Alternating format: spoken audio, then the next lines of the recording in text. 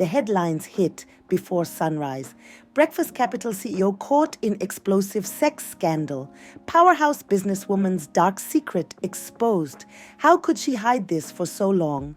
Linda Breakfast woke up to the sound of her phone vibrating uncontrollably on her nightstand. The soft glow of the screen lit up the darkened room.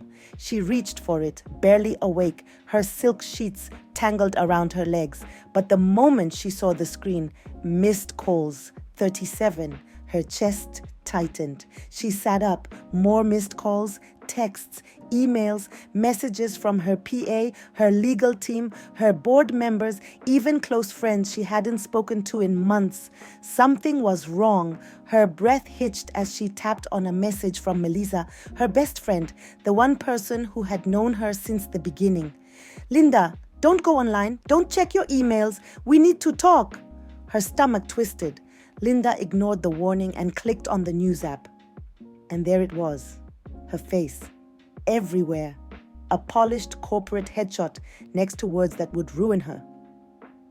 Sources close to the business mogul have revealed shocking details about Linda Breakfast's private life, exposing a secret double existence that will leave many questioning the integrity of one of South Africa's most celebrated female CEOs.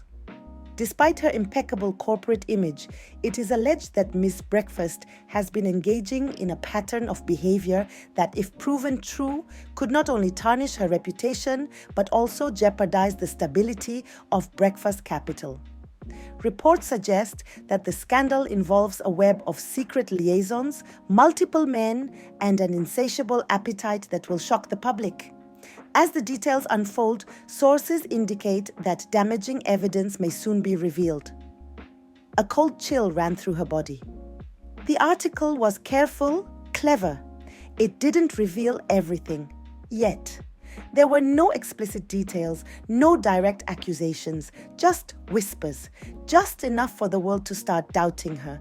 But she knew what was coming next. The evidence, the proof, the stories, the betrayal. Someone had been watching her. Someone knew, and they were about to burn her entire world to the ground. Linda Breakfast had always been destined for greatness. Born into one of the most prominent business families in Mount Iliff in the Eastern Cape, her childhood was one of private chauffeurs, high-end galas, and elite social circles. Her parents, Sipho and Thandi Breakfast, were titans in agriculture and retail, owning one of the largest black-owned commercial farming businesses in South Africa. From a young age, she understood power, influence, and the weight of carrying a family legacy. But Linda was not just privileged, she was brilliant. At just 16, she was already outperforming her peers in finance and mathematics, securing her place at South Africa's most prestigious private school, Hilton College, KwaZulu-Natal, a school where only the elite could afford to send their children. By the time she completed matric, she wasn't just top of her class, she was one of the highest scoring students in the country. The world took notice. She received multiple offers from Ivy League institutions, but she chose London School of Economics, LSE, a decision that would shape her future in global finance. At 21, Linda graduated summa cum laude from the London School of Economics with a double major in finance and investment management. She then worked for Barclays as a financial analyst and Goldman Sachs as an investment associate in London. By 24, she qualified as a chartered accountant. At 26, she earned a PhD in investment analysis from the University of Cambridge. She was unstoppable. By 27, she returned to South Africa, where she quickly became a rising star in banking and investment. By 30, she launched Breakfast Capital, an investment firm specializing in private equity and African infrastructure development. And in just 5 years, at 35, her company was listed on the Johannesburg Stock Exchange. She was a self-made billionaire, a powerhouse in finance, a woman who controlled wealth and influence. To the world, Linda was the definition of success. But what no one knew, what no one could ever suspect, was that beneath the polished image, a secret life burned inside her, a fire so insatiable it could never be controlled. By day, Linda Breakfast was untouchable. The youngest black female CEO to have a listed investment firm, she was the face of wealth, power, and influence in South Africa. She moved with precision and grace, commanding attention wherever she went. Her mornings were spent in high-stakes board meetings, where billion-rand deals were signed with the stroke of her pen. Afternoons were filled with Forbes Africa interviews, investment summits, and exclusive government meetings where she advised ministers on economic policies. At night, she attended private gala events, political fundraisers, and high-end networking dinners where she rubbed shoulders with billionaires, politicians, and global business leaders. To the world, she was the epitome of success, an inspiration for black women, a role model for young professionals. But behind the perfect image, Linda had a secret. A fire burned inside her, demanding to be fed. A desire so relentless, so insatiable, that no single man could ever satisfy it. Linda's double life was meticulously managed, hidden in plain sight. She had mastered the art of slipping away, disappearing between meetings, vanishing after work, always returning as if nothing had happened. At 12:45 p.m., after a morning of handling investment portfolios, she would check her phone. A single discreet message from an unknown number would appear. Suite 1307, the Saxon 1 hour. By 12:55 p.m., she was stepping into a black Bentley Bentayga, driven by her chauffeur who knew not to ask questions. At 1 p.m., she would be inside a private suite at the Saxon Hotel where a carefully selected man, sometimes two, sometimes three, would be waiting. By 2:10 p.m., she was back in the office, refreshed, composed, as if nothing had happened. Her team had no idea. Her investors had no clue.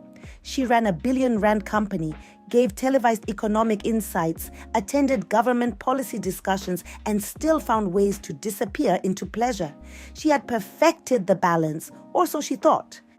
Some nights, she worked late, or at least that's what her staff believed. After the boardroom lights dimmed and the last executive left, she wasn't heading home to rest.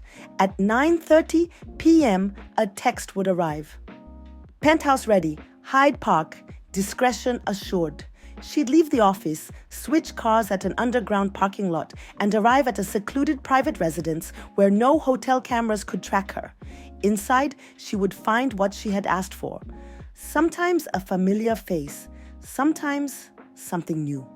By 1 a.m., she was back at her Blair Athol, golf and equestrian estate mansion, slipping into bed as if she had spent the evening reviewing investment reports. Her world was flawless. No suspicions, no questions. She was in complete control, but the cracks were already forming. And soon, her empire of secrets would begin to collapse.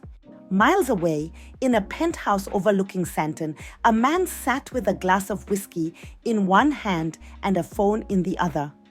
The city skyline flickered beyond the floor-to-ceiling windows, but Obina wasn't admiring the view. He scrolled through a secured app, his fingers moving with practiced precision, confirming Linda's schedule. His name was Obina Obi Okonkwo. For 6 years, he had been her shadow, the architect of her discreet indulgences, a Nigerian-born businessman with a sharp mind and a history buried in secrecy. He had made a name for himself in South Africa's underground elite. Once a fixer for corrupt politicians and high-profile businessmen, he had built a discreet empire, managing the private affairs of the country's most powerful and untouchable. He knew how to make problems disappear, how to procure anything for the right price, and most importantly, how to keep secrets, or at least that's what Linda thought. Linda had trusted him completely.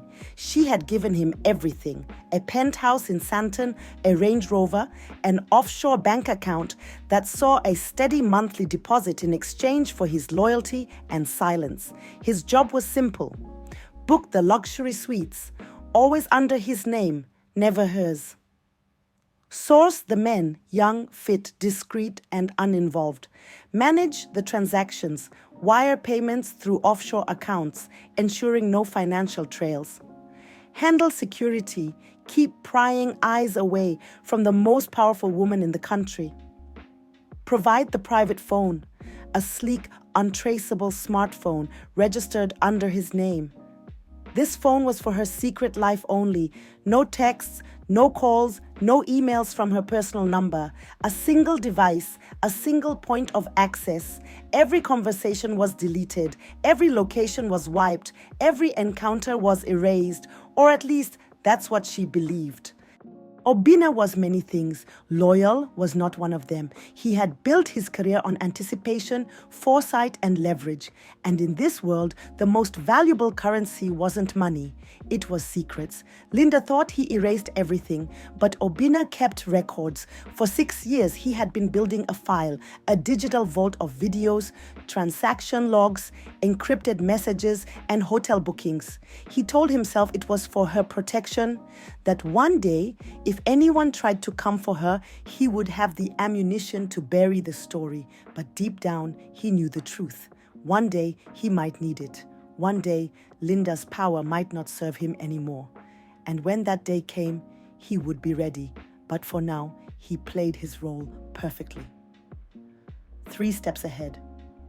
Ensuring she had exactly what she needed. Watching, always watching. Linda's travel schedule was relentless. As the CEO of Breakfast Capital, she was constantly on the move, negotiating investment deals, attending high-profile summits, and meeting government officials. Her calendar was packed with boardroom sessions, corporate lunches, keynote addresses, and media interviews.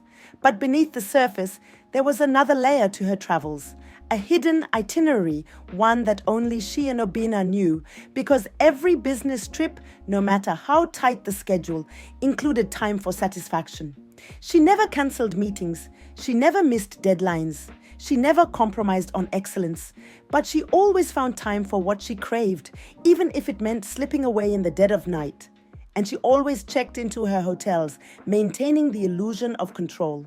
Linda's jet touched down at Cape Town International Airport at 9 p.m. Her PA, Lerato, had already checked her into the one and only hotel where the staff greeted her as an honored VIP guest.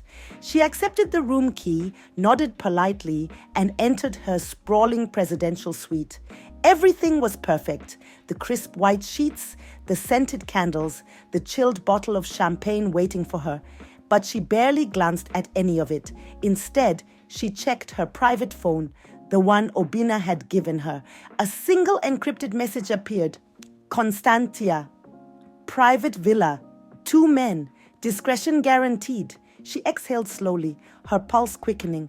She turned to Lerato. I need to step out for an urgent meeting.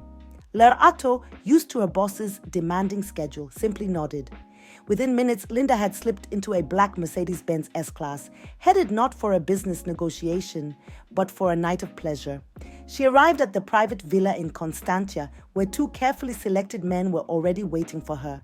By 1 a.m., she was back at the one and only, refreshed, flawless, and utterly unreadable. By 8 a.m., she was dressed in a crisp white power suit, stepping into the Cape Town Convention Center as if she had spent the night reviewing her keynote speech. She delivered her address flawlessly, shaking hands with billionaires, international investors, and political elites. Her image remained untarnished. Her secret remained buried. Another city, another night erased. Her jet landed in Durban at 10:45 a.m. Her PA had already checked her into the Beverly Hills Hotel, where a suite overlooking the ocean awaited her. She entered her room, placed her designer handbag on the dresser, and checked her schedule. She had a corporate lunch at 1:30 p.m. at the Oyster Box and a private investor meeting at 3 p.m. But first, she had somewhere else to be. She turned to Lerato. I have a quick meeting before lunch. Lerato, as always, didn't question her.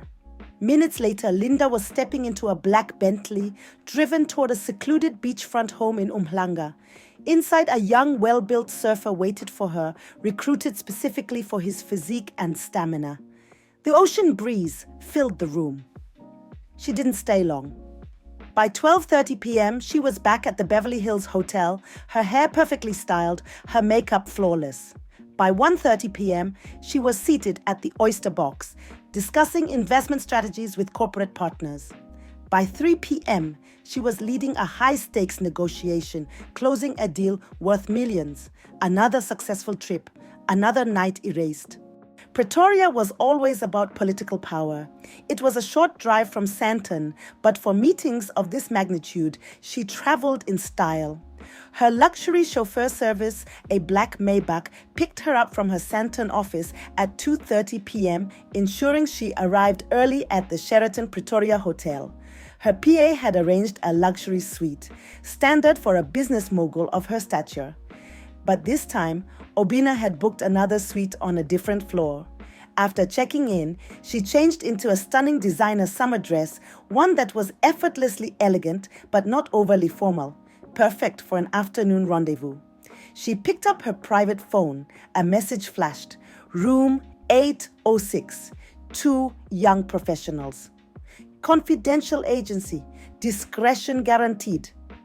Obina had sourced them from an elite, invitation-only escort service that catered to politicians and executives.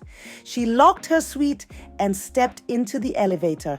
The encounter was seamless, mechanical, deeply satisfying. By 6:15 p.m., she was back in her own suite. She took a long, luxurious shower, letting the heat relax her body before stepping out, flawless again. She then changed into a soft pink oil-slick evening gown, paired with diamond jewelry and elegant heels, the perfect look for a woman closing billion-rand deals. By 7 p.m., she was seated at the government dinner table, finalizing contracts that would shape the future of infrastructure investments. She was radiant, composed, completely unreadable. Another successful night, another secret locked away. Johannesburg was where she lived, where she worked, where she was most visible. High-rise boardrooms, luxury penthouses, exclusive clubs, whispered deals behind closed doors. Every moment of her day was accounted for. Every meeting, every decision, every indulgence. Her mornings were predictable. 5:30, private gym session at Blair Athol, 7 a.m. A green smoothie, a silk robe, and 15 minutes of solitude before her chauffeur arrived. 8:45, striding into breakfast capital, turning heads, commanding the room. By mid-morning, she was immersed in finance, board meetings, investment strategies, million-rand decisions, and by 1 p.m., she was somewhere else entirely. Her PA, Lerato, blocked out her schedule. Private strategy session. But Linda wasn't in a boardroom. A black Bentley waited outside. By the time it merged into Sandton traffic, her location was untraceable. The penthouse was already booked. The man was already waiting. A young, well-groomed executive, discreet, hand-picked, trained to keep silent. An hour of escape. No strings, no complications. By 2:15 p.m., she reapplied her lipstick, fixed her dress, and stepped out. By 2:20 p.m., she was caught, not fully, not directly, but too close for comfort. As she slid into the Bentley, a voice cut through the moment. Linda, Mark, one of the senior board members, conservative, old school. He wasn't supposed to be here, neither was she. She didn't flinch, didn't panic. She turned, smiling effortlessly. Oh, hello, Mark. Just a quick off-site strategy session. Tight schedules, you know. He hesitated, nodded slowly. Of course. I didn't realize you had meetings here. She stepped into the car, closing the door smoothly. You know me, Mark. Always working. See you at the 3 p.m. meeting. The Bentley pulled away. Her pulse stayed steady, but for the first time, a hairline crack had formed in her illusion of control. 3 p.m., back in the boardroom, standing at the head of the table, commanding the discussion. Mark said nothing, but the way he watched her felt different. Obina knew timing was everything. Linda's life was orchestrated to the second, her corporate empire, her public image, her private escapes. And it was his job to protect it all. Every meeting, every rendezvous, every secret. She didn't ask for things. She expected them, and he delivered. Every time, because he knew her schedule better than anyone. Her boardroom appointments, her investment calls, her discreet disappearances. While her PA Lerato managed her professional calendar, Obina managed everything else, the things that could never appear on paper. He knew when she was available, when she needed to leave, when she had to be back, flawless, unreadable, untouchable, and so he made sure her world ran without a single misstep. When the schedule allowed brief moments of downtime, her team saw it as a chance for her to recharge. Obina saw it as an opportunity. At 12:45 p.m., he would check her calendar. If there was a 90-minute gap, she wouldn't need to say anything. He already knew. At 12:50 p.m., he would send a single message: Hyde Park, rooftop penthouse, 30 minutes. At 1 p.m., her PA, Lerato, would block off her schedule. Linda is unavailable. Private strategy session. At 1:10 p.m., the black Bentley would be waiting outside. At 1:30 p.m., she would step through the penthouse doors. By 2:15 p.m., she would be reapplying her lipstick in the mirror. By 2:30 p.m., she would be back in her office, unreadable, untouchable. It wasn't occasional, it was routine. And Obina made sure no one ever noticed. By 6:30 p.m., most executives were pouring whiskey, heading home to their families. But Linda's night didn't end there. Some evenings were spent at exclusive galas, networking with South Africa's most powerful figures. Other nights, she disappeared. Her driver would drop her off at an elite restaurant in Melrose Arch, her PA assuming it was a business dinner. By 9 p.m., she would slip out through the back entrance, where another car waited to take her somewhere private. Not every night was about high-stakes meetings. Some nights, she ended her day in the arms of strangers. By 11 p.m., she was back at Blair Athol, sipping red wine in her dimly lit living room, staring at the Johannesburg skyline. Another successful day, another secret buried. Linda believed she had mastered control. Her career, her image, her private desires, her world was flawless, her power was undisputed. And as she prepared for her next international business trip, she had no reason to believe anything would change. But change was coming. And when it did, it wouldn't come from an outsider. It would come from within.